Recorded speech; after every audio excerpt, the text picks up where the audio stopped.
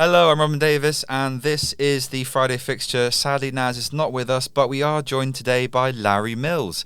Larry, how are you? Hello, I'm very well, thank you. It's wonderful to be with you on the Friday Fixture podcast, Robin. Thank you for having me. It's an honour, mate. We've tried to get you on a few times. Obviously, you've been too busy, so it's our pleasure to have you on. So I appreciate you coming in today. But I thought I'd start off, obviously there's a lot of games for us to cover today, an awful lot of games. But I thought I'd start, obviously you're wearing your Arsenal kit right now. So there's only one place to start, and that is from the Premier League game from the weekend, which obviously was Arsenal versus Fulham. I thought it was one of those games where it was crucial to have Saka back. Mm-hmm. He's kind of been a bit indifferent in terms of form and goals and assists. But yeah, the main man is back, isn't he? It's honestly seeing him play like he used to is a really beautiful thing, and he's coming into form just at the perfect time in the season. He fell out of form a little bit after the engagement announcement. I'm not making any claims there, but it's really good to see him back because he's at his best. He just is unstoppable. You know, he's so creative, but people also forget how strong he is physically. Like it's so hard to get the ball off him normally. And when he runs at you, he can go either way. It's terrifying. So it's just beautiful to have him back. And he's obviously got that beautiful goal, classic Saka finish at the near post. Looked like he was going to go far post, smashed it in the bottom near corner. It's just majestic to see him at his best. Well, I was going to say as well, I mean, Gyökeres obviously back to his best as well, and seems to be forming a bit of a partnership with Saka. Obviously, Saka assisted him for the first goal, and then Gyökeres repaid the favour with that second, like you said, with that nice started finish from Saka. There is a bit of a partnership building, which you do need to, especially towards the end of the season. Do you think that's going to be important, having both those players in fine form? Undoubtedly. I mean, to be honest, I think with Gyökeres, we've struggled to acclimatise to the way that he plays, and we don't always play to his strengths. Like when you see him run in the channels, he's like a dog. He always gets the ball. Like he's so dogged when he goes, but we're a very percentage team, right? Yeah. And we don't want to lose the ball. We want to keep possession. I sometimes think that a player like Odegaard should be releasing the ball in behind more for him and let him chase it. He's really good at holding the ball up. That's one of his main strengths. And so if you let him chase it in behind, then we will capitalise on that. And I think we need to be take more risks sometimes with the ball and play to his strengths in that way, because you need to be able to switch it up as well. You need the variation. We end up in this horseshoe going round and round their 18-yard box. When if we threatened in behind a couple of times with Gyökeres, I always say this for my Sunday team as well. First 10 minutes, threaten in behind a couple of times. So that's going to give your midfielders a lot more space to work with in those little, the passing on the floor, the tiki-taka. If you threaten in behind, then the defence naturally just the defensive line drops back, and it gives your midfielders so much more room to work with. Well, I was going to say, I mean, I feel like Arsenal really responded since obviously that away City result. Obviously beating Newcastle 1-0, great finish that week from Eze, wasn't it? Lovely curl finish. And obviously you've seemed to have put Miles Lewis-Skelly, or rather Arteta has put Miles Lewis-Skelly into CDM, which kind of suits him, doesn't it? He really deserves the acclaim, to be honest, because it's not been easy for him all the time this season. He's not been playing. Hasn't played at all, has he really? And there was criticism. I know because some of my friends were very vocal in their criticism of him. He's a young player. He is hungry and energetic, and his positive, progressive passes are really good as well. To be able to split the lines in that way, with again taking a little risk. It's not always going to be safe. I think he does that really, really, really well. Yeah. And we love our Miles Lewis-Skelly song. 49-49 Lewis-Skelly, 49-49 I say 49-49 Lewis-Skelly playing football the Arsenal way. I hope he never changes that number. Yeah. 49. Be a bit of a problem for the song, wouldn't it? Yeah, exactly. So, exactly. So I hope he never changes it. I guess when players get a bit more acclaim and a bit more senior in the squad, they want to go down to a lower squad number because of, the kind of rights that go with that. But I hope he always stays number 49. Just for the song. Well, I mean, it bodes well, doesn't it? We'll get on to talking a little bit about England later and just kind of Arsenal in general. But it bodes well for England as well, doesn't it? Having another option for CDM. with a few other players sort of in and out of form. So yeah, it's really good. I think his defending can sometimes let him down a little bit. Okay. But probably why Arteta maybe was slightly reticent this season to play him more than maybe. Yeah, I think that again can develop, that can progress, and it's not like he's a bad defender. So I think he's had some bad luck occasionally. Like that red card against Wolves was last season. I don't think that was a red card. I think that was extremely harsh. But on a different day, that goes the other way, and hey-ho. I think he's a really good player, and he's homegrown. Yeah, exactly. We love you, Miles. Yeah, well, Arsenal fans do. Well, we should now talk. We've got a lot of games. You just sadly missed on the camera, Larry kissing his shirt there. But we should talk now about Everton against Man City, and we'll get on more to Arsenal later because obviously we're playing the Champions League on Tuesday evening against Atletico. But just quickly before we forget about these other big Prem games, obviously on Monday night, Everton versus Man City. Everton 3, Man City 3, which is a crazy game.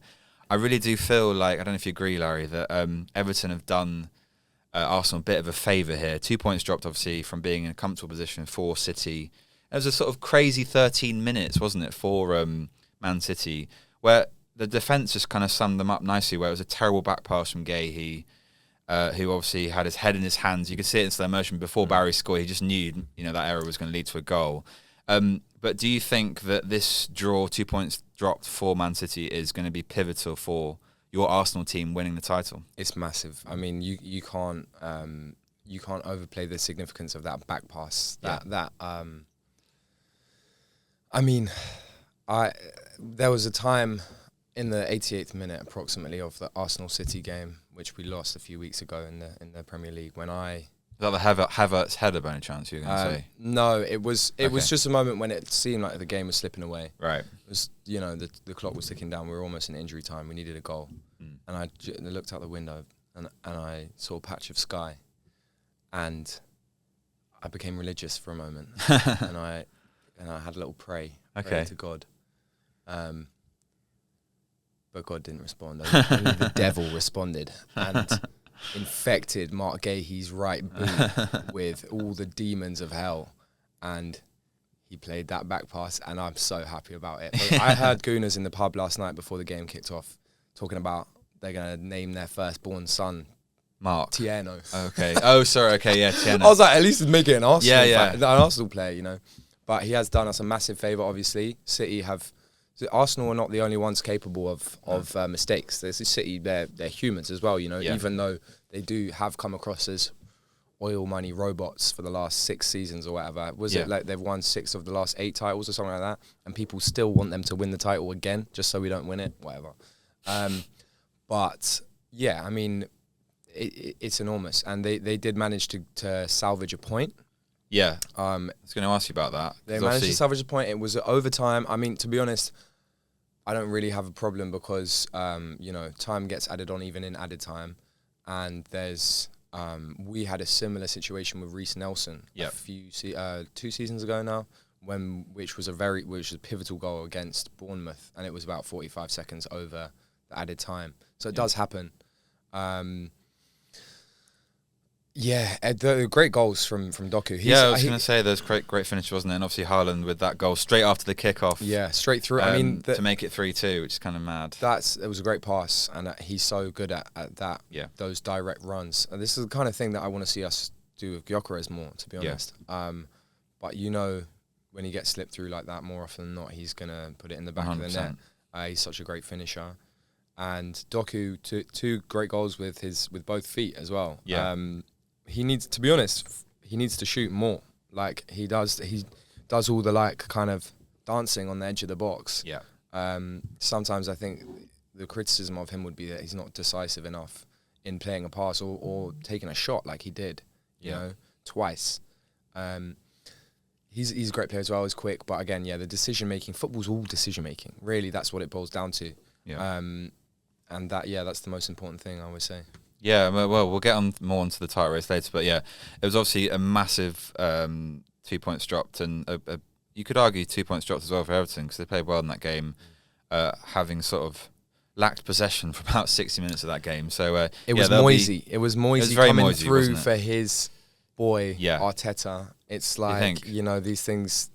swings and roundabouts, you know. The prodigal son, even rather. Returns. That's the expression I was looking for. Yes. Well, it's been extraordinarily painful for Arsenal fans in the last few years, because finishing second, objectively, the Premier League's a tough league. Objectively, it's a great achievement, finishing second 3 years in a row. But what that does to a fan base is so difficult, because it's like, you want to give us the hope again, you want to dangle it in front of our faces and then rip it away. And that is, we felt that again after Man City. I think all I'd say in defence of finishing second is, for all of those seasons, it's now 6 seasons, isn't it now, for Arteta? Is this his 6th season? I believe it is. Yeah. You know, you've been going up against, you know, some of the all-time Man City teams, you know, prime Kevin De Bruyne, Rodri, obviously, Haaland now. There's a period where Aguero was, you know, like it's been a tough team to go up against. Yeah. So I don't think it's all been in Arsenal's hands and they've sort of thrown it away. I think actually it's been an element of, like, you have come up against like some of the greatest Premier League sides of all time, and Liverpool as well with Klopp. Mm-hmm. So I think Arteta maybe deserves a little bit more credit and in the bank. And if you do get it done this season, I think he'll go down as a bit of an Arsenal legend. Undoubtedly. And if you win the Champions League, he'll get a statue outside the Emirates, I'm sure. So, but we'll get onto the Champions League later. But before we run out of time in terms of games to review, I think we need to also touch from top of the table to bottom of the table. So we're going to chat now about Brentford against West Ham, which is a bit of a contrast to, obviously, the highs of Arsenal. Because it feels like a bit of a strange time for West Ham, because they were going on a bit of a run. Somerville was on good form, then he got injured. They've had to sort of rely on Bowen, as they always seem to. But it's one of those games where, like, going up against a tough Brentford side away from home, Hermansen obviously running out of his box, lucky not to make it 2-0 to Brentford. Very chaotic, shoddy defending from West Ham. And then, man of the moment, Thiago is obviously trying to fight for his position as a Brazilian striker for the World Cup, made it 2-0 from the penalty spot after a poor tackle from Juve. So, yeah, it's one of those games that I think West Ham are going to look back and think, this could have relegated us. Would you agree? Yeah, I would. I can't argue with that. I think West Ham are in a really tough spot. Yeah. It's a big club. It's a big fan base. Like, I know who I want to go take that third relegation spot, but we begin with S, is it? we don't need to talk about that. I think. Well, we are about in 2 in a second, Larry. I mean, what can I say about that? The defending has been really poor in the last few weeks. I mean, Wan-Bissaka at the back post there, being really slow to for get the first out. goal. Yeah, for the first goal, to stop that cross. As a fullback, your bread and butter is to get out to the crosser and make them uncomfortable. Don't allow them to swing in a cross, because the cross is likely to be accurate and lead to a goal scoring chance. Even if you can't get the ball, you can either make them turn away or delay. Your players will flood back, or you'll make them rush across. It's funny which you say is that. More likely to be collected by the goalkeeper or headed away by the big strapping 6'3" centre back. Well, it's funny you say that, because obviously Wan-Bissaka's famously very strong defender. Yeah. So it was a bit unlike him normally. So I think that doesn't bode well for West Ham, because they have been on a good run, as I said before this game, and they're playing against your boys at the weekend. So we'll talk about that game later. But this game did feel quite pivotal. And then, another moment of fullback madness, Juve going in for that the slide tackle on the far side, on the other side, which I think there was some poor defending before that as well, pretty lax. Again, what I was saying about decision making, don't fly in for a sliding tackle unless you are 100% certain you're going to get the ball, and he didn't get the ball and he gave away a penalty. And these are the moments that can cause a club to be relegated, essentially. It's such fine margins. And also, you're right that they've been on a really good run. But it's so changeable. The football is... That's what I was saying to people who were saying, who were writing Arsenal off a couple of weeks ago and saying, it's over, you've lost it, you've bottled it. I was like, you don't know football. You really don't know anything about football if you think that's the case, because it can change. Like, it can hinge on a moment, like that Gahey back pass. I think that's probably more people speaking with their hearts over their heads when they say that to you, Larry. But just quickly, just to give some flowers to Brentford, I thought they've been brilliant this season.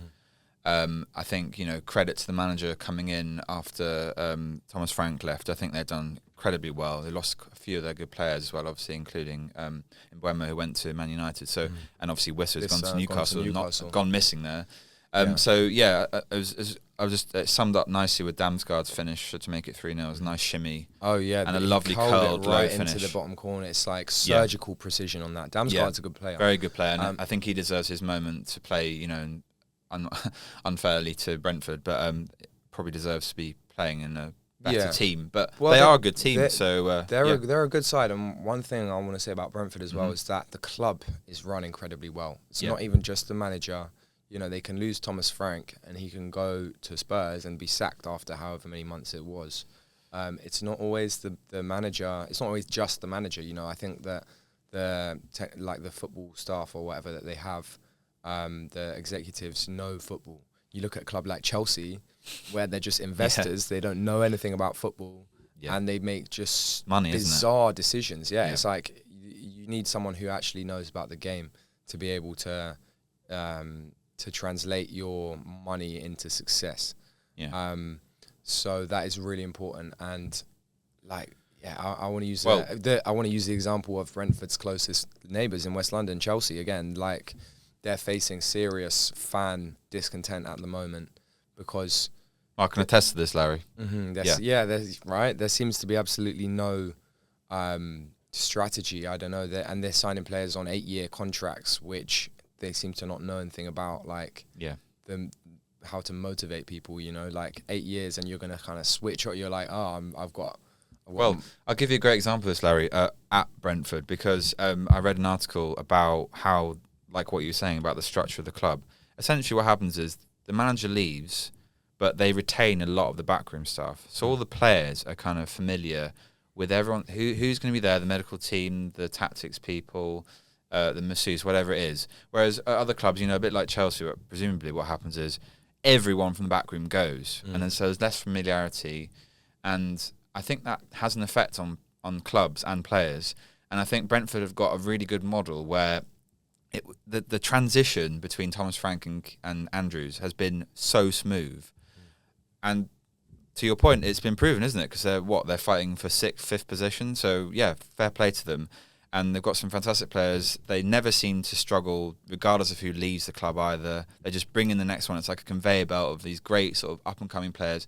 I mean, Thiago, for example, who would have signed him? I mean, no one was really looking at it. I think he came from the Hungarian league. Yeah. So it's just kind of a bit like they clearly have got a great thing going. And kudos to them. Good luck to them. No, well done. Well done, you Brentford. You lost Ivan Toney, you lost Ollie Watkins, you lost Mbeumo, you lost Johan Wissa.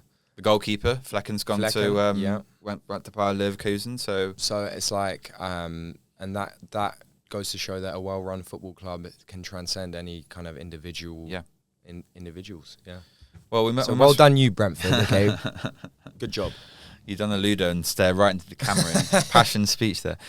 So we must move on now. But another team that is fighting for relegation, a little bit like West Ham, is your mighty rivals Tottenham Hotspur. I wouldn't Larry. say mighty. I mean, well, not right now. No, I wouldn't. Historically, maybe. But we can argue that. We can argue the fine points. But I would say, what was quite shocking about its performance was it did feel a bit like all the players had been on a big bender over bank holiday from Villa's perspective, because they were absolutely woeful in this game. I mean, it was obviously on Sunday evening. I watched this game. I was quite shocked actually by the level or lack of level in both halves. I mean, they just didn't turn up, did they? No, not in any sense. Villa, again, they're a really good side. I like Unai Emery. I like what he's done with the club, but they just didn't turn up that day. It's weird, isn't it? 'Cause even like I was going to say, even the manager, Emery, he just looks so unfussed by this game. It was like he was just basically waiting for Thursday's return leg against Nottingham Forest. It felt like nobody wanted to be there. He's usually very animated, isn't he? Yeah, that's what usually very, very. He was just static on the touchline. Yeah. Yeah. So I don't know. Maybe Spurs paid him off. Okay, actually, no. For legal reasons, that's probably not true. But that's just my inner. You passed your media law, didn't you? So talking to me, yes, yeah. Was it fair opinion, fair comment? Yeah, exactly. Yeah.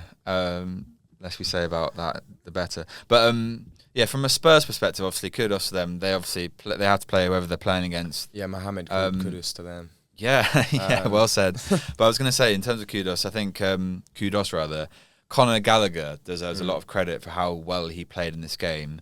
Because I remember, obviously, being a Chelsea fan. Again, this attests to what you were saying earlier about how the club's been run. I mean, we sadly had to sell Conor Gallagher for FFP reasons, which is gutting. He broke through at Chelsea, and the boy can finish. And it was a great finish to make it 1-0 for Spurs. But he seems to be finding his feet, doesn't he, at the club at Spurs? Well, I hope not. But he's got a really good engine. I was going to say it's an unbiased podcast, but you are wearing an Arsenal shirt, so it's like difficult. You know what? I'll be as objective as I can. He's got a really good engine. He's got good, like, it's what you want from midfielder, working hard, you know. And if he can bring if he can bring back almost the kind of end product aspect of his game, getting those goals from the edge of the box, etc. We know he can do it. Yeah. I did think he was a smart signing for them when they first signed him.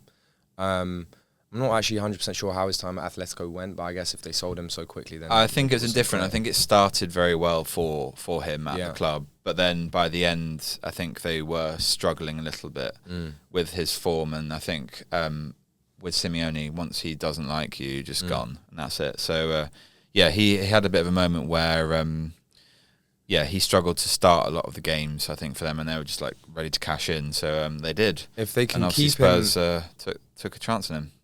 Because what they want, you need a strong spine for your team, and if he can provide that, if he can provide that consistency in the midfield, like that's the area of the pitch where you need, like, arguably the most consistency is right in the middle there.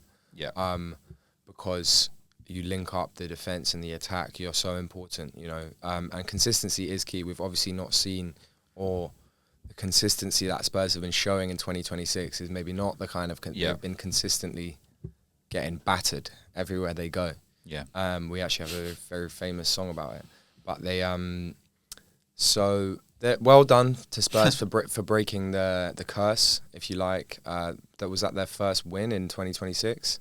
I think it was. That was their first. No, it wasn't. Wolverhampton away. Wolves. Yeah, they won 1-0, but it was their first against a top side for a long, long time. Yeah. So So it's been. I mean, it's just been a precipitous drop for them. They've just gone off a cliff after getting rid of Thomas Frank, I guess. I mean, it wasn't great when Frank was in charge as well, but then you had the Ange. Madness. Although you say madness, looking back, actually, he kind of played it right. Like, they just basically dropped the league form and just concentrated fully on the Europa League, and it worked. I mean, they won it, right? It is pretty bizarre. Fair play to him. Getting sacked so soon after winning your club's first, like, trophy for however long. Well, since 2008 it was. 2008. So, was that the League Cup? 15 years or whatever it was. What was it they won in 2008? 17 years in, sorry. Yeah, it's a long time. League Cup against Chelsea it was, so, yeah. But, and then you had the weird Igor Tudor cameo. That was strange. That was bizarre. Yeah. Sort of the Liz Truss of football managers, if anything. Everyone was just waiting for the moment, for the announcement of his resignation. The lettuce. The absolute lettuce of football management. Very well said. They signed him. Yeah. And it was like, oh, it's cool. We've got this Igor Tudor guy. Like, I was like, I've never heard of the geezer. Like, who is he? Like, where did he come from? I had to ask Ludo who he was, because he was the Juventus manager. Yeah. And I think he had a bit of a reputation. He went on a bit of an unbeaten run. When he first came in Juventus, went 9 games unbeaten. So I think there was a narrative of like, oh, he's clearly a quick fixer kind of manager. Yeah, okay. But they should have just got Pereira in, who's obviously doing bits at Forest. That would have been a much better decision anyway. The new manager bounce can be deceptive. I'll say that. You know, it happens a lot. I mean, arguably Arne Slot was the new manager bounce even in his first season, you know, winning the title basically off the Klopp muscle memory of that great side, you know. And he still had Salah firing and whatnot. Made a poor decision over the summer to sign Isak. In my opinion, that was a pretty bizarre decision because they already had Ekitike. And Ekitike was killing it in the first couple games. They signed Isak, and it just destabilized the whole thing, because it's like, for both players, I guess, especially for Ekitike, it's like, oh well, it brings a level of uncertainty, and it will quell your confidence a little bit to have, like, he was a new player. He was the big signing. He was the striker, and he was bagging goals. Obviously, he is now injured. This is quite a serious injury, isn't it? Is it I think so. ACL or something. Yeah. But that was a bizarre decision. I think they bowed to like pressure from because Isak himself was on strike and was trying to force through the move, I guess, to Liverpool, wasn't he? Yeah. And the media was hyping it up, and probably the fans were like, "Oh, we want this guy who's so good."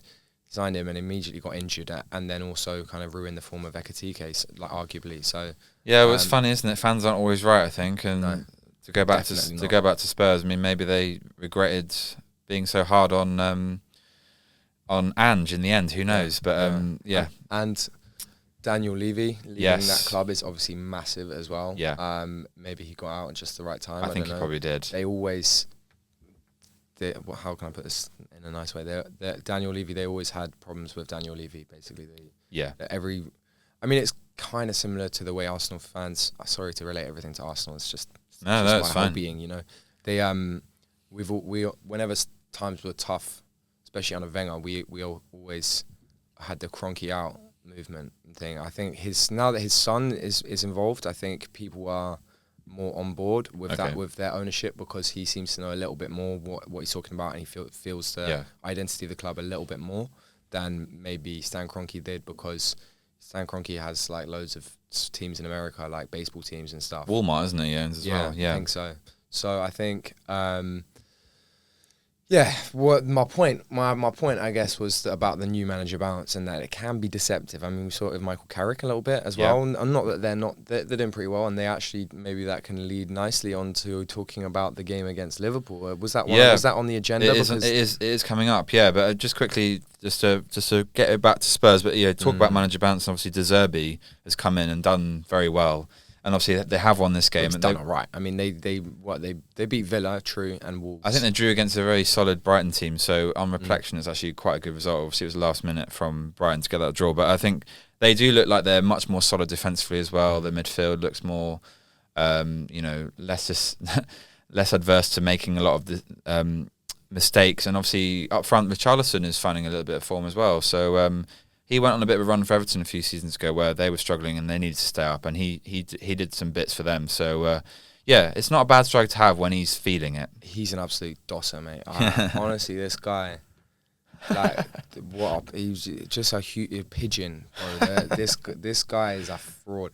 I will qualify everything with saying obviously he's a much better footballer than I'll ever be, and I'm just a fan with an opinion, and so. You shouldn't take my words as gospel, but I don't think he's a good striker. His lack of consistency when it comes to finishing is like he'll score a bicycle kick and run off and celebrate and like wildly, and fair play to him, but like he'll have missed 3 or 4 other bread and butter chances in that game. You know, you need to be consistent. I mean, every position on the pitch, but particularly again, I'll make with a striker, you need them to be ruthless. And I don't think that he has shown the consistency. I remember Arsenal were linked with him for a while. I was like, don't give me this guy. I don't think he's got a good attitude. There's definitely a player there. I think we'll summarise that and just say there's definitely a player there, Larry, who can do it when he wants to turn on it. But I agree with you, there is a bit of an attitude problem. He's got Brazilian flair. He'll score great goals. I mean, he scored that goal from the halfway line in the derby against us. And that was a great goal, but they lost the game. You know, they lost 4-1 or something. Yeah, 4-1. It was the Ebe hat-trick game, I do believe, earlier in the season. Let it all work out. Yeah, fair enough. But score from the halfway line all you want. It's a consolation goal in a 4-1 game. So obviously the striker needs good service. I think he gets pretty good. So I mean, he gets put on a plate by Xavi Simons sometimes. Yeah. I think obviously there's a lot of interlinked things which need to go right to score a goal. But over his years at Everton, at Spurs,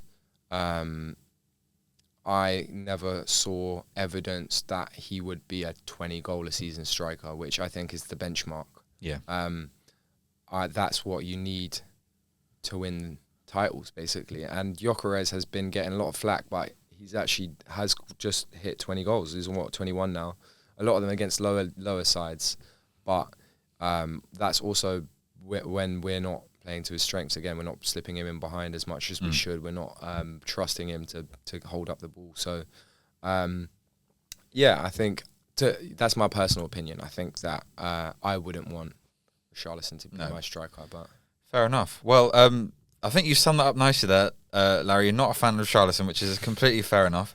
But just to give credit to some other teams just quickly, before we move on to a little bit of chat about Man United, Liverpool, and obviously Chelsea debacle against Forest, I just thought I'd give some props to Bournemouth just quickly, and just because they're obviously in contention for a European spot, which is really exciting.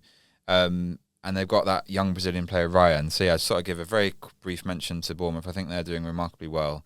And I think they're going to be sad when they lose Irola, who probably go to Chelsea. But let's also talk about, you spoke earlier a bit about the Liverpool strikers. Obviously, Man United won 3-2 against Liverpool. Quite a fun game, from a neutral point of view. Sorry, Larry, I didn't mean to kick you there. Larry, sorry, mate. Robin. It's not that kind of podcast. Sorry, bud. It's a nice opener from Cunha into the ground deflected off McAllister in the 6th minute. 2-0, obviously, after a bit of scrappy play from the goalkeeper to make it 2-0. Very scrappy. Yes, and then I thought Liverpool did do really well to get back into the game. Obviously, Szoboszlai, player of the season for Liverpool. I mean, Naz mentioned him many times how great he's been. And then they got it back to 2-0 thanks to that Gakpo after another bit of scrappy play from the goalkeeper from the United side this time to make it 2-2. But a player that I thought we should talk about because he hasn't played very much last season but has featured a lot under Carrick is Kobbie Mainoo. Mm-hmm. Obviously got the winner. And I just like seeing, he's obviously English as well. Obviously a lad who was outcast by Amorim, like I said. And then Carrick's come in, he's basically become first name on the team sheet kind of vibes. He's always been a talent, hasn't he? But it's just really nice to see him just be the player that we all know he can and will be. He burst on the scene. He really burst on that scene. On his debut, he scored like a really important goal. Been around for quite a few seasons now, which is kind of crazy. He's still young. I think he's a really good player. He got the winner against United. Against Liverpool. Sorry. End product is crucial for forwards, and for midfielders. Yeah. I always like to see, young homegrown talent get a chance, and I think that when a manager doesn't do that, they are scoring a bit of an own goal. If you don't mind the football metaphor, because you can really add to the it doesn't have to be every player, but you can really add to the squad. Not only in footballing terms, but in terms of identity and understanding of the passion that the fans have and why it's so important. Yeah. Those players are invaluable because they really understand it. It's not to say that a player who's come from abroad can't understand it, but they give an extra little something. I think that's one thing that Arsenal have done really well is to lean on the Hale End and the academy and stuff like that. I think that was an own goal for Ruben Amorim not to back Kobbie Mainoo because he's obviously a really good player. He's got energy, he's got vitality. I think that was the final nail in the coffin. I think the final nail probably for Ruben Amorim was Kobbie Mainoo's brother, I think has been in Love Island, posted about his brother not playing on Instagram, and it got a lot of traction. And I think a lot of people were like, "Yeah, why is Kobbie Mainoo not playing?" And at that point, that was kind of it for Amorim. I felt was that the straw that broke the camel's back? I'm obviously half joking, but I just think there was a lot of narrative back then being like that Man United weren't playing that well, and it was just like, why aren't we playing this kid who's clearly very talented? And a lot of the narrative was that he was too slow. But anyway, he's proving the doubters wrong. He's clearly got fitter as well. He's lost a bit of bulk. Not that he's fat or anything, but he looks more like a footballer now. Kudos to him. I thought we'd just give him a shout out. The one thing I want to talk about is the defending for Szoboszlai's goal. It was non-existent. Didn't matter in the end, but having, you've got your two centre backs there who are both standing off and scared to make a tackle, and Szoboszlai is eventually just able to walk through and pass it into the bottom corner. So, good game for Man United. That's obviously that is a derby. Like that, it seems obvious to say, but I know because my family are from Manchester, from the other side of Manchester actually, as it happens, but that the Manchester clubs see that as a derby on par with the Manchester derby. Like they hate Liverpool almost more. It's a proxy derby, isn't it? But it is essentially. I mean, the towns are super close together, to be fair, and because of the historic success of all three clubs, particularly United and Liverpool, the depth of hatred on that one is a real big deal. So I mean, it's divorced so much from the title race this season, which is pretty novel. I mean, having those two teams used to be slugging it out for the top spot for many years. So it's nice to see, actually, from from my perspective. But from a neutral perspective. The United have exceeded expectations under Carrick. They've done well to be pushing for that top 4 spot. We'll see where it goes. I mean, to be honest, I hope they back Carrick. To be honest, like I think genuinely for the club, that's the kind of thing that like these kind of technicians from like foreign leagues who come in with all this kind of scientific knowledge and data analysis and like. Does it actually supersede someone who knows the club, knows the fan base, and played for that team not 10, 15 years ago, clearly understands how to win games in the Premier League. And again, maybe be cautious of the new manager bounce, but like give him a chance. I mean, they've tried so much different stuff since Ferguson left. I would back Carrick if it was very me. well said. No, yeah, I'd agree with you. And, we'll see how Man United get on because they obviously seem to be run a little bit better at the moment, or there's less narrative about Jim Ratcliffe, which is good. One club where there is not good narrative about the owners is my beloved Chelsea. I'm sadly not wearing a Chelsea top today, which would have been nice, although not sure. I feel like I want to wear one at this moment. But, obviously Chelsea lost 3-1 to Nottingham Forest. I thought it was really, really poor from Chelsea against a second-string Forest side, who obviously looking ahead to that European tie against Villa on Thursday. A Wanye really easy header, really poorly marked. Obviously, the penalty, Gusto pulling that shirt on Wanye again. Definitely was a penalty, but just, again, pathetic defending. And Wanye got 2 goals in that game. Again, a player that is basically their second-string striker, so pretty embarrassing.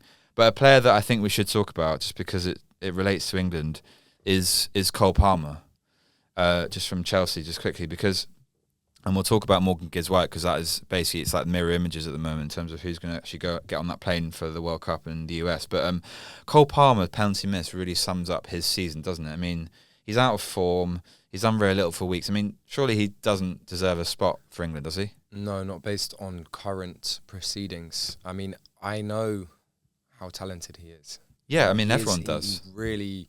Could you say it's generational, Larry, or is that a bit too on his far? Day maybe, but to be a generational talent you have to do it consistently. And we're yet to see it because he's young as well, so like I'm not writing him off in any sense. I would like him to do well for England. I don't know if I obviously don't want him to do well for Chelsea, but he hit the ground running this season, 2 years ago. 2 years ago, he was on fire. When he first signed for Chelsea, he looked dangerous. Yeah, he was. And, I know City fans who are like, why did we get rid of this guy? He seems great. What a left foot. I remember him bagging a goal for City against us in the FA Cup, I think it was.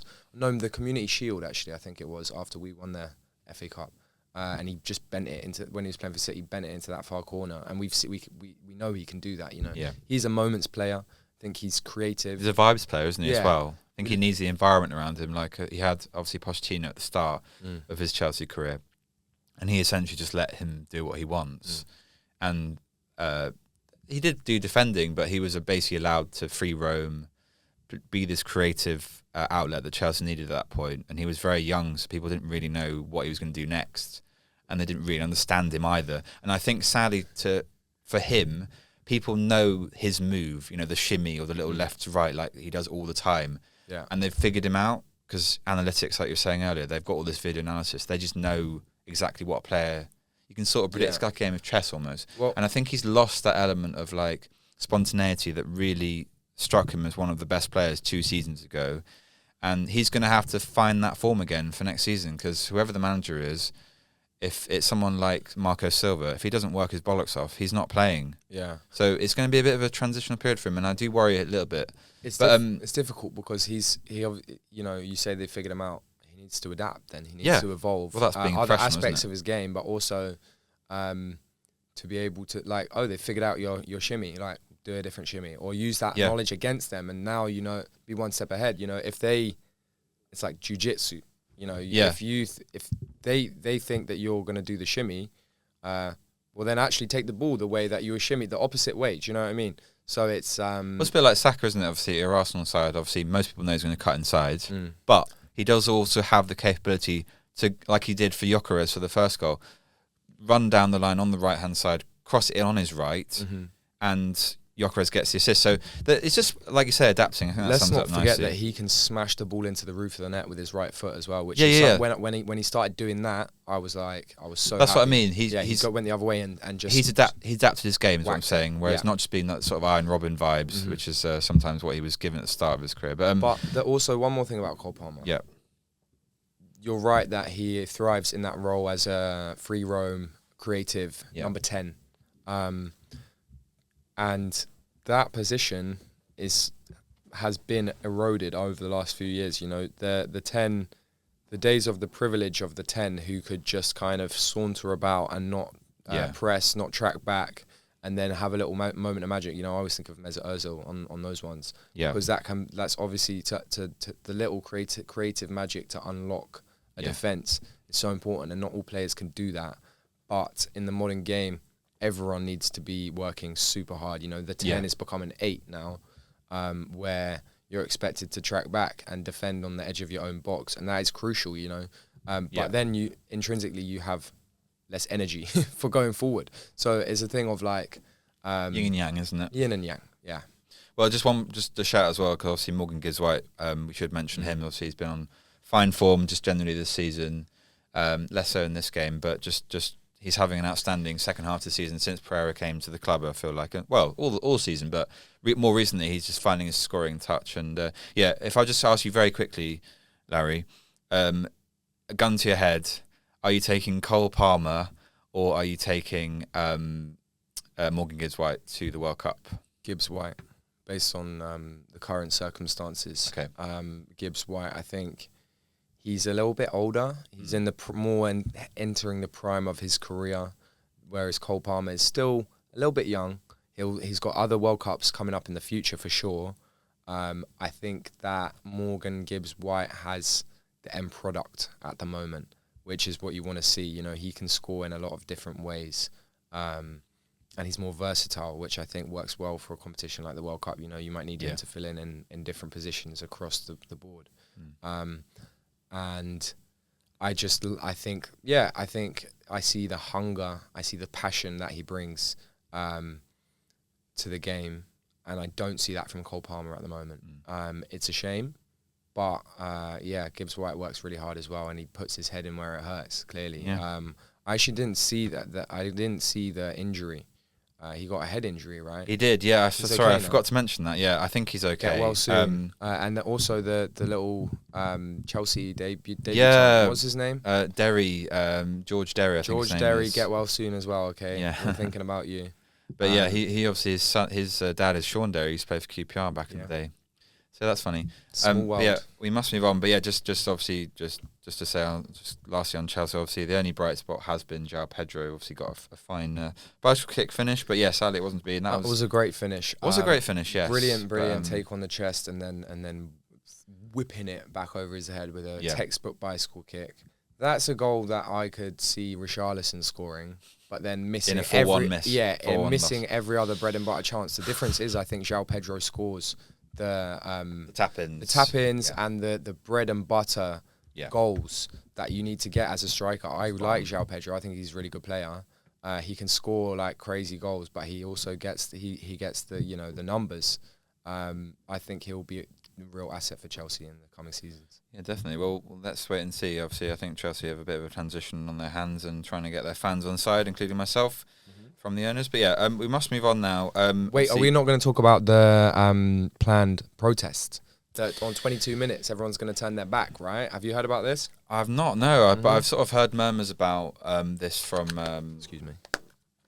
About some of the fan protests, but... Sponsored by Nordic Spirit. Okay, no. Other brands are available. You're not on camera at the moment, Larry, but... Just putting in another upper decky. Sorry, folks. There we go. It's okay. So yeah, I haven't heard. No, do you want to just quickly just mention that? So Larry? there's a planned Chelsea protest for the next home game where they're going to turn their backs. The fans are going to turn their backs on 22 minutes, which is supposed to represent the year that Clear Lake, what they call Blue Lake, Clear Lake, Blueco. deep lake. Clear Lake Capital, but owned by Blueco now. Right. Yeah. So when those people took over was 2022. So they're trying to protest that. They much preferred Roman Abramovich, apparently, despite the kind of dodgy background or whatever. There was a lot more success, I guess, at Chelsea. And they don't think that the Clear Lake people know what they're doing. Basically. I think it's a case of, Larry, it's a little bit like the art versus the artist. And I think, how do I say this? In a very literal sense, Roman Abramovich was a fantastic owner. It's just unfortunate that there is this massive asterisk where the money has come from being a Russian oligarch and, you know, all of the stuff that linked him to Putin and potentially the war in Ukraine and all the rest of it. So he had to go because it didn't make sense politically to keep him and all the rest of it. And I agreed that he had to go. I think from a very literal sense, the owner, as an owner of a football club, if you were to separate the political side, he was a fantastic owner for Chelsea, but it's unfortunate that he does, that the source of the money is very muddy and has really put a dampener on my love for that period of time, history of Chelsea, because I'm very much in favour of, you know, supporting Ukraine, and it's very upsetting to link your football club to politics.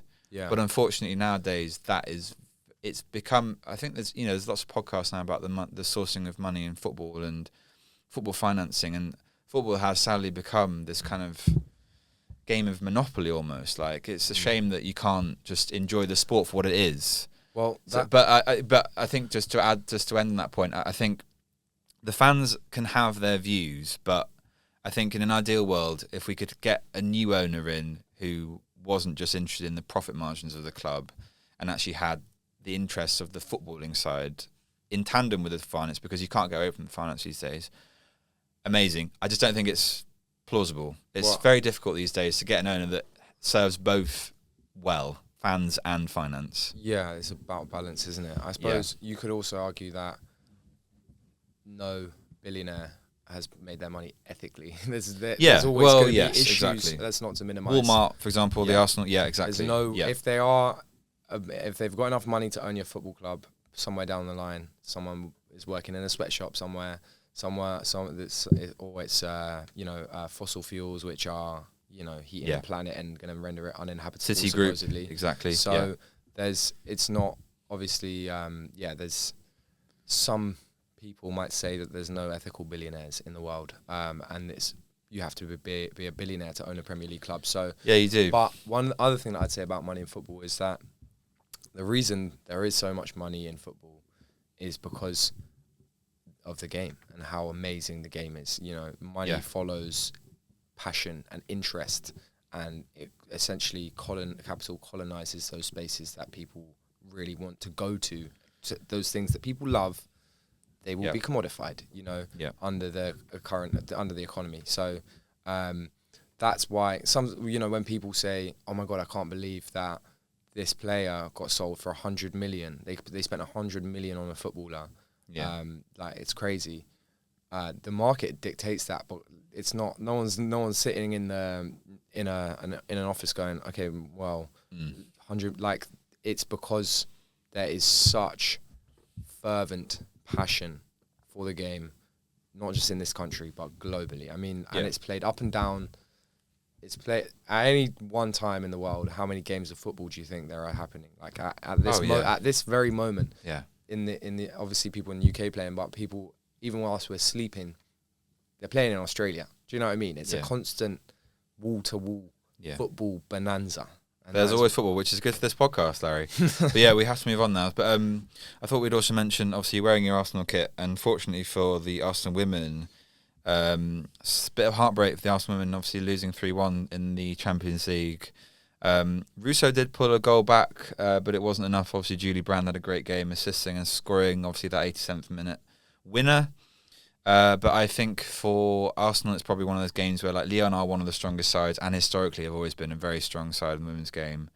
But yeah, it's a bit of a shame, obviously, after that 2-1 loss. Sorry, 2-1 win rather in the first leg At the Emirates, yeah. At the Emirates, but There was yeah, some pretty whack goalkeeping in that game, as far as I yes, can remember. I would agree with you. But it's a shame. I mean, the Arsenal women's, shout out the Arsenal women's, they've been getting so much success over the last Obviously won the over Champions League 20 last year. years, mate. They're a really good team. Yeah, Make us super proud. yeah. It's a shame they didn't manage to get to the final this year. Yeah. And to win it again, to defend the title, but you know, they're going to be back. They're Yeah, going to be exactly. back stronger. It's a really great footballing culture that Arsenal women's have, and it's so great to see that the Emirates, you know, getting filled up with passionate fans. Exactly, and obviously Barcelona, who did beat Bayern Munich 4-2, 5-3 in aggregate, will be playing Lyon in the final on Saturday 23rd of May. So yeah, that'd be a good final, but obviously not from an Arsenal perspective. But I just wanted to also mention as well, Larry, obviously down the divisions, back into the men's side of the game, obviously a bit of a championship roundup. There's 4 teams that have obviously, 2 teams have gone up, Coventry and Ipswich, kudos to them. Really fun that Lamps has obviously done the business for Coventry, which is great. Coventry, And then, first time they went down in 2001, Yes. saying we'll be back, didn't they? They have that famous placard that said we'll be back. yeah, And they are back. It's Yeah, just exactly. taken a quarter of a century. So it's nice. It's always nice to have fresh meat in the Premier League. That's what I always think. If I'm being totally honest, I couldn't give a toss about the Championship. I know that's what you all expect me to say, but it's none of my business. Once you come Okay. up, then I care about you. fair enough. I don't. Well, that's not on my agenda. I'll keep this conversation No, it's brief fine, then. it's But Ipswich obviously going up as well. But just out of the 4 teams then that are in the playoff spots at the moment, Larry, I'll just ask you quickly, even though you don't care. Out of Millwall, Southampton, Middlesbrough and Hull, who do you think is going to do the business and get promoted? I think it's going to be Millwall. Millwall? Yeah, there's such energy around their charge at the moment. Won't the police be delighted now that West Ham go down? If West Ham go down and Millwall that, come up, then that is an nightmare ideal fixture. situation for the authorities. But Logistically for them, from a safety perspective, it 100% is. So I yeah, want to let's have a see look. that derby. I've never Yeah, seen same. it in my lifetime. So I mean, That's definitely going to be a Friday night Sky. Oh no, probably for safety reasons, they'll make it at 12 p.m. on a Sunday, won't it? like they do with the Old Firm. Yeah. They'll have it. No away early fans on or whatever? Sunday. Yeah, well, they just let the away fans back into the Old Firm, and you saw how that ended. So there is. I mean, it's a legendary rivalry. I would like to see it happen again. You know. Yeah. But I mean, Hull are looking good as well. Yeah. I don't know, to be honest. You're going to go with Millwall then? We'll leave it there then. Just say. I'll go with Millwall. Okay. Excellent. Well, jumping around a little bit, but it's just because it's sort of chronologically how the games have panned themselves out this week. But I just thought we'd ask you quickly, obviously, about Arsenal beating Atletico Madrid last night in the Champions League. Quite a cagey game, Larry, but I thought it would be because it's been 22 years since, obviously, Arsenal have been to a final in the Champions League. So, but you must be delighted. Just very quickly, can you just show how much this means to you as a fan, making it to a Champions League final after 22 years? It's hard to put it into words. I remember that 2006 final was like one of my early Arsenal memories. How old are you then? 6. Okay. It was, yeah. So that's like your formative that fan was one years. Of the formative, that was I can like understand one of the very early. That is a sort of age, isn't it, when football does become like a memory, part of your memory bank. I feel like 4 or 5, it's there, and you kind of observe games. Yeah. But I feel like at the age of 6, it's kind of, So you start getting into it if you really like it. That's the sort of vibe I think remember. that final as well marked a downturn for Arsenal. You know, that's when we lost that final, and then we lost Thierry Henry to Barcelona, who we just lost to in the final because he wanted to win the Champions League, and he went and won the Champions League at Barcelona. And I remember the day he left, and the Spurs fans in my class chanting, going, "Where's your captain? Where's your?" I'll never forget that. I was very sad. But the game last night, the ecstasy, Yeah, I can imagine. the pure joy that was felt in North London was just inconceivable. It's such a beautiful thing to see, you know, strangers who are just friends naturally because they're all gunning for the same thing, you know, and there was certainly tension and people were nervous about the game, but I think everyone was fairly confident, to be fair, taking a level game back to our place. Like, the fans were unbelievable in the stadium. They had that new tifo, which was pretty cool. Yeah. But I didn't go to the game because I can't afford it, but I went to a nearby pub. Yeah. And it was very, very raucous, and the energy in the pub was the same as the energy that we were, like, you can feel it through the screen. It was like so noisy, and the fans turned up to welcome the team buses, which like has never happened before, I think. Someone let off a flare in the pub actually at the full-time whistle, so we all had to that's vacate. a shame. But then not up there, Jaxie. No, thank God for that. But then we went out in the street and yeah, less said about that. Let's move on. We were stop it there. We were getting exacting the honk tax. You couldn't get past past Blackstock Road unless you honked loudly for Arsenal. It was nice. Great, and again, it's been so long since we've been to a Champions League final. I can't put it into words almost. That's exciting. The pure joy, and we'll be ready for the final. Yeah, I was going to ask you, who out of Bayern Munich or PSG, who do you fancy, or rather, are you just going to take whoever comes? We'll take whoever comes. I think PSG are the better side. I'd say so. We've beaten both of them this season, I would like to highlight, already in the Champions League. Yeah. So they've found more form, I think. They look scarier, both teams, and Bayern's front three are very, very good players as well. But for me, Kvaratskhelia is probably like the best forward in the world right now. He's the way, like, not just in terms of numbers, but the way he dances on the ball. Like the goal that he scored last week against Bayern, when he just floated through the defense and then was able to find the finish into that bottom corner from a very difficult angle. He has the end product as well as the flair. Yeah, it's so important to be able to wed those two things, and they look scary. But again, and they knocked us out last season, which was very tough. Again, that was in the semi-final. That was the semi-final. Yeah. So that was we're one game away from glory, basically. Yeah. And we'll take whoever comes, and we'll make it tough for them. We spent so many years playing this liquid football, which was amazing, and everyone loved to watch it. And those replays of the Jack Wilshere goal and the Thomas Rosicky goal, they get replayed over and over again as shining examples of what football should be like.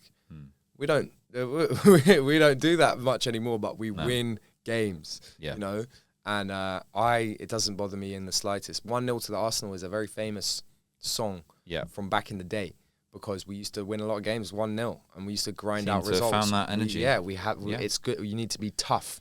You need to be resilient. You need to be difficult to beat, and that's what we are right now. And if we can just continue winning games like that, doesn't bother me. Well, speaking of being tough, speaking of being resilient, you're obviously playing West Ham away at the weekend, which will be your first game back after obviously beating Atletico Madrid.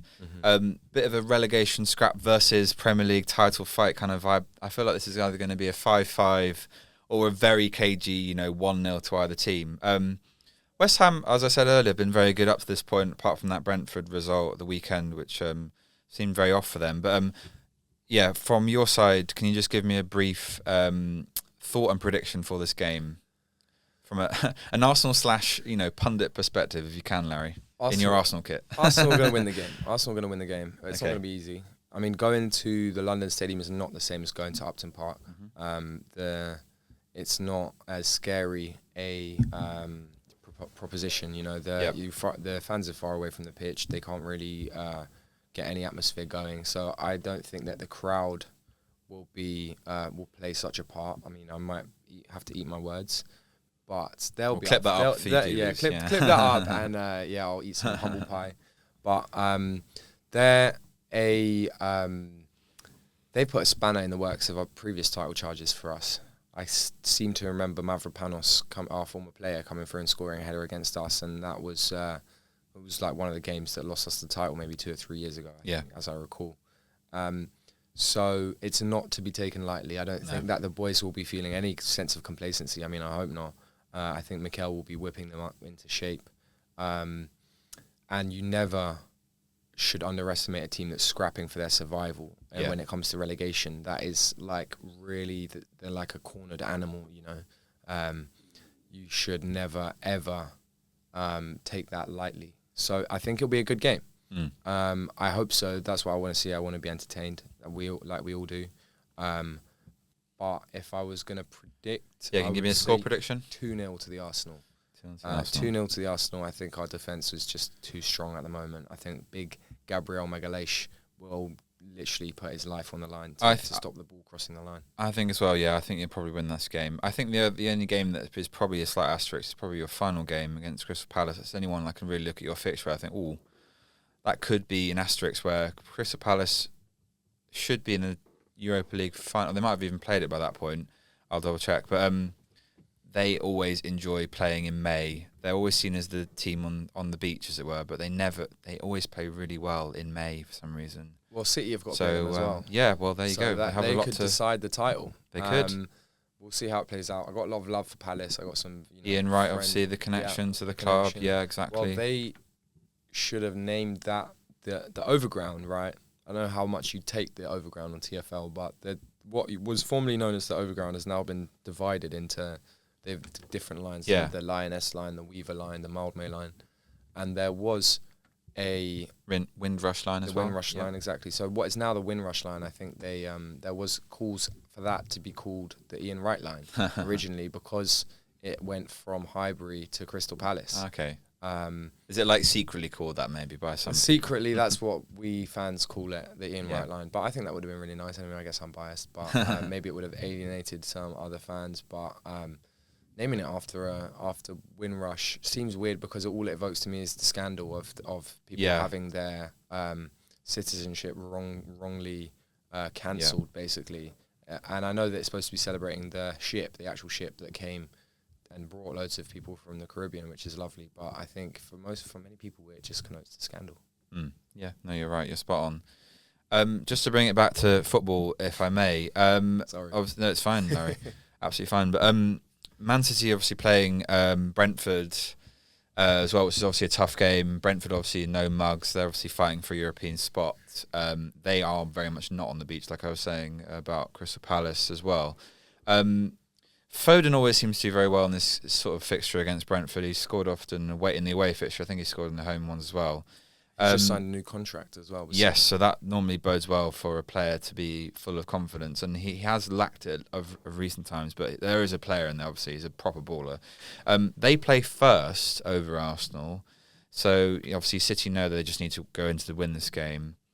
But yeah, just give me a brief prediction for this game. Man City, Brentford. City-Brentford. Well, Brentford have had some success at Man City as well.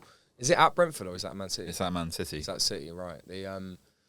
I remember Ivan Toney scoring a late winner against them a few years ago. He's obviously not there anymore. I know what I want to happen, but my instinct's telling me a draw. Again, these are just purely the predictions of a... person who cannot. I don't know if you guys know, I can't actually tell the future. So I think it will be a tough game. Like you say, Brentford are no mugs. They're really they're a well-run side. They're a bit of a machine at the moment. Yep. We'll see what happens. I guess I think City's nerves might start playing up. You know, we saw that the other day against Everton. 13 minutes of madness and the title slips away. So. We shall see. I guess they've got their best players back now. They've got Rodri back. They've got Haaland. They've got Bernardo Silva. All these players who are winners and have done it consistently for Man City. So it's an unknown, really. I'd say a 1-1 draw is my prediction. I'd say you might be on something with the 1-1 draw. I think as well. Obviously, we spoke earlier about Brentford's Brazilian striker Thiago has also got 22 Premier League goals for them. So you could see him getting on the score sheet. And I think it'd be an open game. And I hope for the title race's sake that Man City do win because it just makes it more fun as a neutral. Or slightly biased neutral from me personally because obviously I think there is often a narrative of like not wanting Arsenal to win it. In some respects, Larry, I'd like you as my friend to win it because it'd just be nice for the fans to finally get that monkey off your back and actually win the title after all these years. But yeah, it's going to be interesting. I just want an exciting end to the season. I totally understand that. I think we all want that. It's much better for the game. Yeah. When it's tight, at the end, when a team runs away with it. And boring, isn't it? It's boring. That's why I really didn't want you to win. Just again from a neutral point of view, and it makes my podcast more interesting. When you did lose to Man City, I was like, oh, it's exciting now because we do actually have a title race. Yeah. Because there was like a points trajectory where had you won that game, you'd have been like, what, 12 points? 12 with or something crazy. But still, that would have been very difficult to bring back. So yeah, it's just fun. I mean, like I say, football's so changeable. It's really hard to predict. Like I remember City the year that they won their first title, their first Premier League title, and their first first division title for many years. But they were that's the Aguero season. They were like 7 or 8 points behind Man City going into the final stretch, and it changed. And especially on that last day of the season, United finished their game thinking that they'd won. Yeah. And in 30 seconds, the title moved from one side of Manchester to the other. So I think it will go right down to the wire. And we'll see what happens. We will. Well, we were speaking earlier about top to bottom. I think we should also cover the big game. I just want to get your thoughts on Spurs versus Leeds. I think it's probably one of those games that Spurs are probably the favourites, given they've got a bit of momentum now. Obviously, we mentioned Gallagher is very much in form at the moment in that midfield. The fated Richarlison as well, obviously getting on the score sheet. Seems like it could happen. So yeah, out of Leeds, West Ham and Spurs, the question I'm going to ask you is, who is going to be relegated? I think Leeds are safe. Okay. They've done well to put themselves a couple of points above that mess down there. Yeah. It's going to be between West Ham and Spurs, from my perspective. The fact that we've got West Ham next, they're not going to win that game. So I think if Spurs can use that and put a bit of daylight in between them, Spurs are 1 point ahead, right? Yeah. Anything can happen, but I think Spurs will probably stay up by the skin of their teeth, and I think West Ham will go down. I could also see that very much happening. I think you might be on something there. I think, like you said, if West Ham lose that game to Arsenal at on is it Saturday? I think you're playing them. Then I think West Ham are in big trouble. So yeah, it's gonna be really interesting to see. If Spurs do go down, I will laugh and laugh and laugh and laugh, and I will drink down the tears of Spurs fans. It's gonna be great. There's from another perspective. From a financial perspective, it's interesting. Well, if they go down, it's madness for them because they've got all the stadium repayments. They've got all these black players on big wages who are going to go. They're not going to be able to recoup the money because they've just been relegated. Their stock is low, and teams are going to come in and just be brutal and get decent players at a cut rate. Who don't want to play in the Championship. Also, from Arsenal's financial perspective, it's quite weird because one of our big money makers is the North London derby, like TV rights for that. We actually make a lot of money from that. So we wouldn't be able to make money from that if Spurs are in the Championship. So we would lose a little bit of revenue actually if Spurs go down. That's not to say that we don't want it to happen. I think you'll be fine if you win the Premier League, Larry, and the Champions League. Then I don't really worry about your finances. But anyway, that's true. But yeah, another game that I think is kind of shocking that it's not really going to be spoken about very much because we're running a little bit short on time. But Liverpool versus Chelsea is normally the standout fixture, and I guess just to summarise it, I think it just goes to show where Chelsea are at this season, obviously being very poor, and also Liverpool are being indifferent as well. So yeah, it's a bit of a strange game, isn't it? I'll just get your score prediction for that game, for that Liverpool-Chelsea game. 2-2. 2-2. 2-2. Okay. I don't think... Cole Palmer, back on form? I don't know. I don't see anyone... I don't see much that excites me about that game, which is weird. That's the thing, isn't it? It was historically always such a meaty game, we're in a different time now, Yeah, exactly.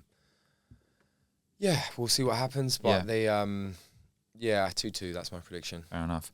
Well, we'll see if Palmer can find some of that form that he seems to have lost for most of the season. But yeah, Another big game involving Chelsea on the women's side is Chelsea versus Man City in the Women's FA Cup semi-final.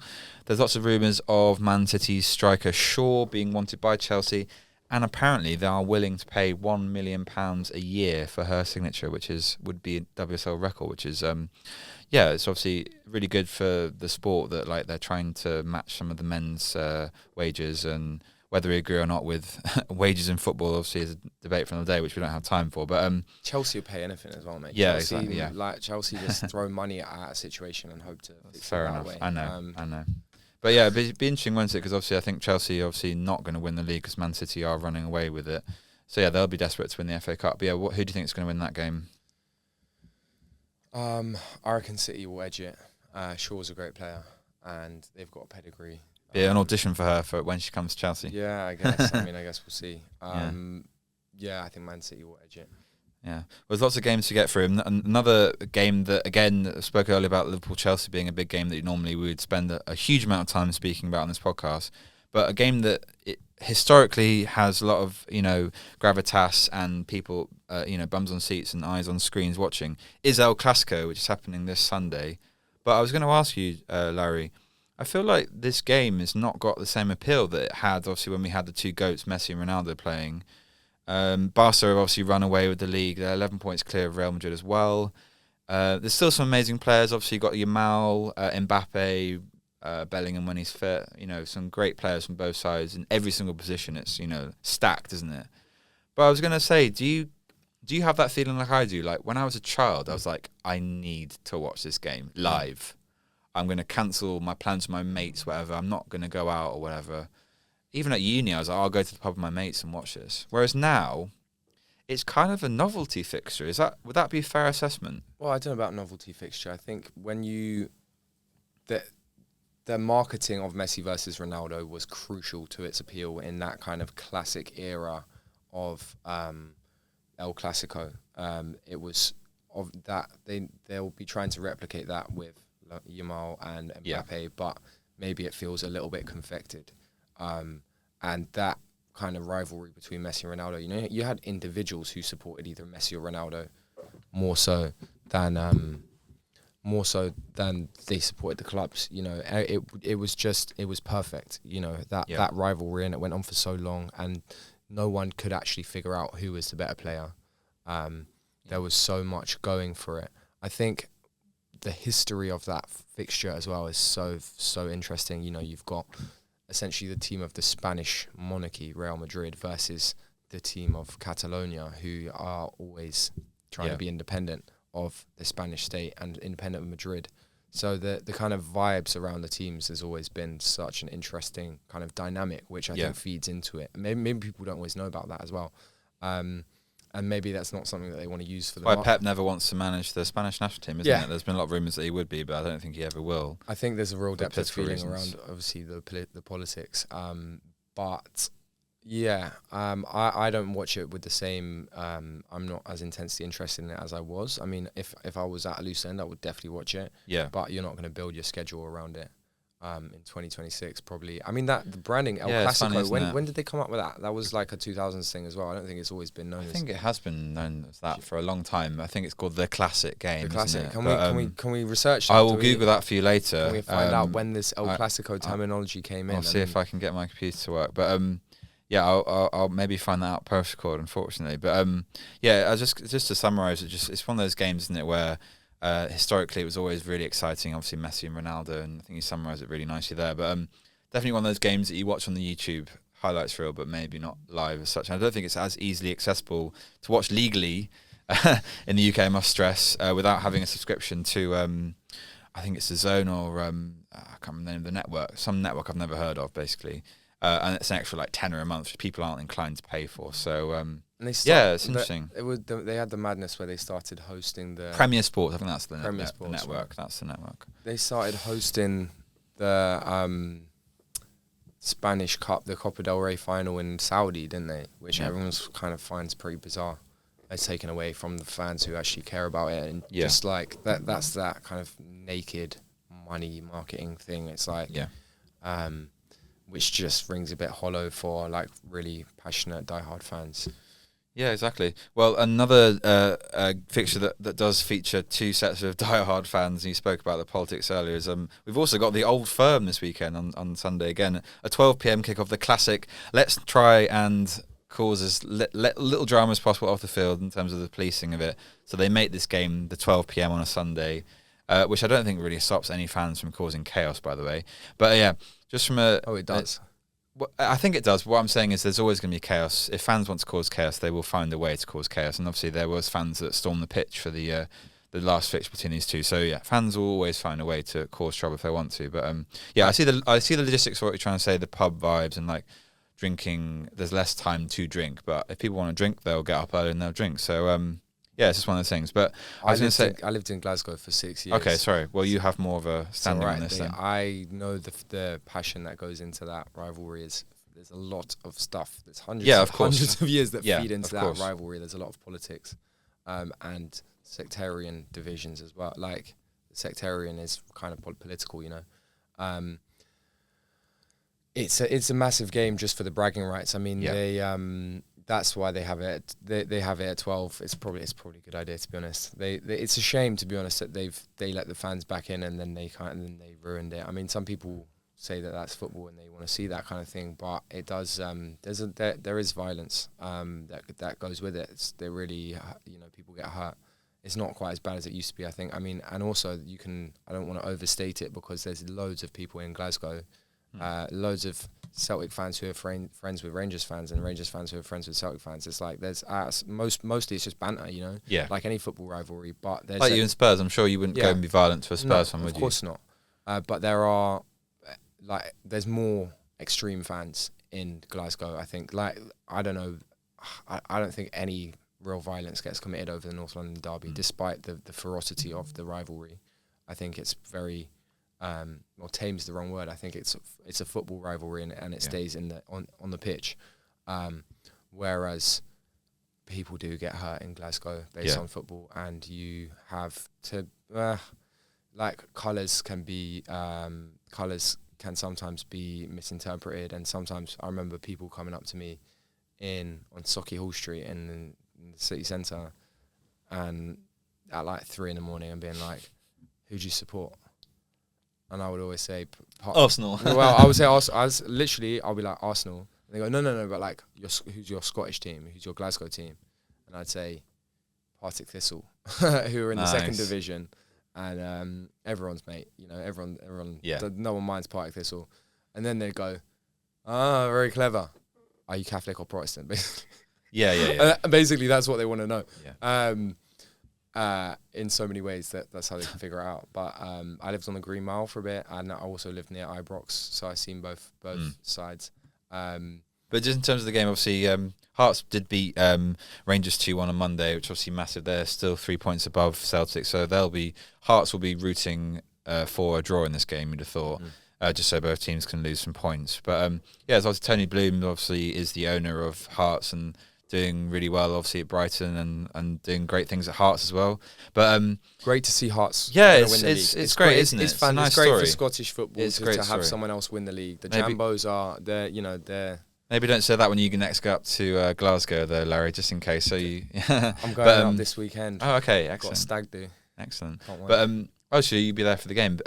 You'll be in the city for the game. So, in terms of the Old Firm derby, can I just get a score prediction from you? Who do you think is going to win that game? I think it's going to be a crazy game. I think it's going to be high scoring. I think it's going to be 3-2 to Celtic. Although I think that sometimes the standard of football can be let down. I mean, the game where they stormed the pitch at the end at Ibrox, it was a impoverished game of football when it comes to the quality.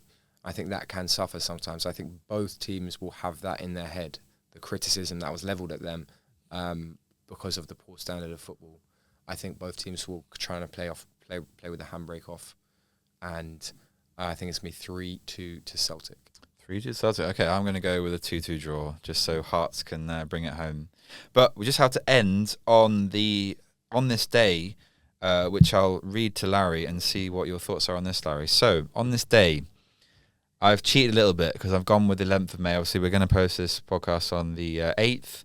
But on the 11th of May 1976, Elton John performed a concert at Earl's Court. Elsewhere in the world of football on that day, Jim Bosner resigned as chairman of Watford FC, with his replacement being none other than Reg Dwight, aka Elton John. The new chairman said, "I'm really serious about this. I hope people will not treat this as a gimmick. I've supported this club since I was 7 years old." Graham Taylor was an early appointment as manager, and between them in 10 years, they turned from 4th Division Watford into a club who had finished second in the top flight, reached an FA Cup final, and had played in European competition. So it wasn't really a gimmick, was it? So surely that was Watford's greatest ever signing. But I was going to ask you, do you think having celebrity owners is good for football? I don't think it's good for the celebrities, to be honest. I mean, to be fair, Wrexham have done really well.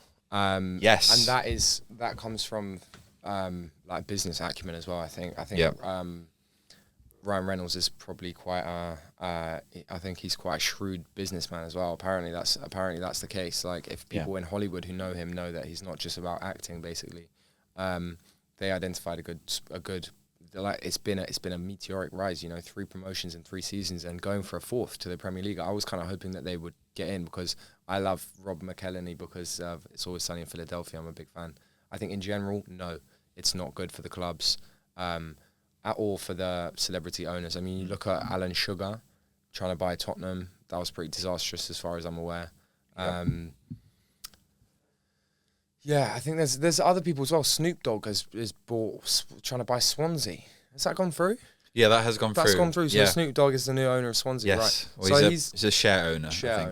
He's jumping on the bandwagon because he's seen what happened with Ryan Reynolds. Whether or not they've got the stuff to actually make it. I mean, I know that he did play. Snoop Dogg was quite a nifty American football player. Was he on his day? Okay. So Did I know that? No, apparently he was. Yeah. But I don't know. I don't think it's. I think you have to know you have to know about football. I'm trying to think of other examples now. But I don't think so. I don't think it's good for clubs. Fair enough. Well, you can lose a lot of money being an owner of a football club because you can. Well, look at Chelsea. Yes, you have. It's hard to. You have to be able to separate because if I was to own Arsenal, I'd probably do a terrible job. Not only because I'm bad with money or whatever. But, head versus heart, isn't always it? broke. Yeah, I would be making decisions based on emotion rather than rationality. So. I don't know who can predict the future. That's what we always try to do on this podcast, and that's lovely. But it obviously worked out for Watford, didn't it? Exactly. Well, we'll leave it on that note, and it has worked. It has worked out for Watford at that point, but it's going a little bit indifferent with the Pozzo's in at the moment. I'm sure Will, who's been on the podcast a few times, can attest to that. Ask me one more thing. Okay. Ask me about the co-opting of the term gooner. Okay. Larry, take it away. Tell me the co-opting of the term gooner. I said this the other day to a group of people. This is the bonus episode for us right now. I used the word gooner to describe Arsenal fans, and they all looked at me like I was crazy. And I used to work as a TA in a secondary school, and I had the misfortune that I never knew what a gooner was, or gooning. This is all new terminology for me. Isn't it gurning? I'm pretty sure gooning. Gooning is definitely gooning. And so one of the kids in year 9, he was like, Mr. Mills, what team do you support? I was like, I'm a gooner. And all the kids turned around and went, Mr. Mills is a gooner, Mr. Mills is a gooner. I was like, I had to go and look it up. And I was like, oh, right. I will continue to use the word gooner to describe Arsenal fans. We will reclaim it. It's not, doesn't have this internet memified version of what it means. We will forever and always be gooners. Okay. Well, on that note, we've sadly reached the end of the episode, but I'd really like to say thank you to Larry for joining us today. It's been an absolute pleasure, Larry. And we will see you next time on the Friday Fixture. Thank you so much for having me on the Friday Fixture podcast. I've enjoyed every moment of it with you, Robin. Thank you so much. Thank you very much. Yeah, see you next time, guys.